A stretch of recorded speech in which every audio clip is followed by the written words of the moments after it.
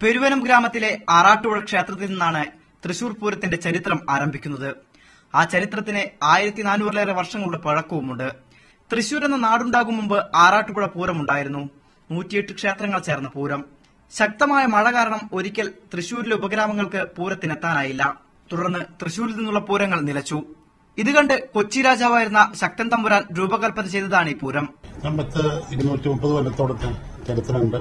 പണ്ട് തൃശൂർ പൂരവും ആറാട്ടുപുഴയ്ക്ക് പോയിരുന്നു എന്നാണ് ഐതിഹ്യം പറയുന്നത്. അപ്പോൾ ഒരു കാലത്ത് ആ ഒരു കൊല്ലത്ത് മഴ കാരണം പോകാൻ പറ്റാതെ കഴിയും ശക്തൻ തമ്പുരാൻ തൃശൂർക്കാർക്ക് വേണ്ടി തൃശൂർ പൂരം രൂപകൽപ്പന ചെയ്തു. 1798-ൽ 8 ക്ഷേത്രങ്ങൾ കൂടി പങ്കെടുക്കാൻ അവസരം നൽകി. അങ്ങനെ ആദ്യ തൃശൂർ പൂരത്തിന് കൊടിയുയർന്നു. ദൃശ്യതാളവിസ്മയമായ കുടമാറ്റവും പഞ്ചവാദ്യവും പൂരത്തിനെത്തുന്നത് 1920-കളിലാണ്.